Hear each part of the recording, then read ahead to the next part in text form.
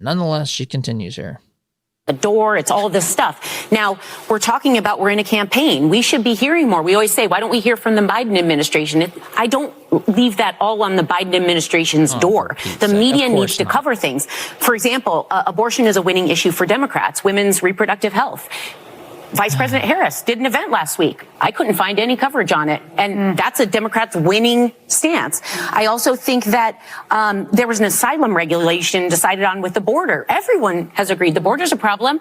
Didn't see any coverage on that because we're busy watching the Donald Trump door not opening. So now they're complaining. Think about this.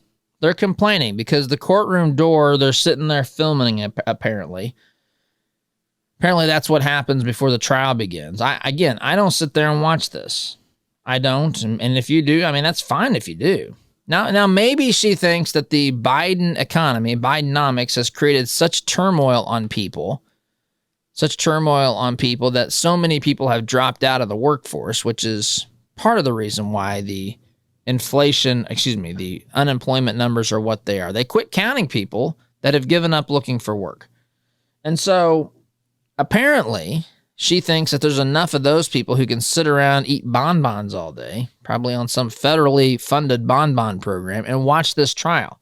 Now she's upset that people are watching this trial because apparently Kamala Harris and the rest of the Biden administration are out there doing so many good things. They're suddenly doing something to protect our border, which, again, folks, they created this. They created the border crisis. I would, based upon what we talked about yesterday, I would tell you for intentional purposes that they thought would politically help them.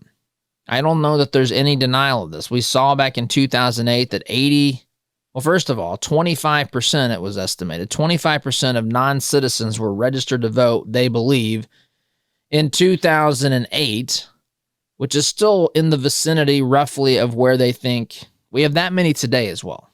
Non-citizens that are registered to vote per research and per polling of people who are non-citizens. People actually, 15% of them admitting to saying that they are registered to vote.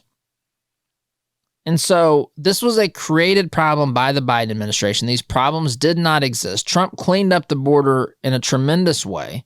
Still had work to do nonetheless, but magnificent strides were taken on border security. The Biden administration burned it down on day one, and now they want credit.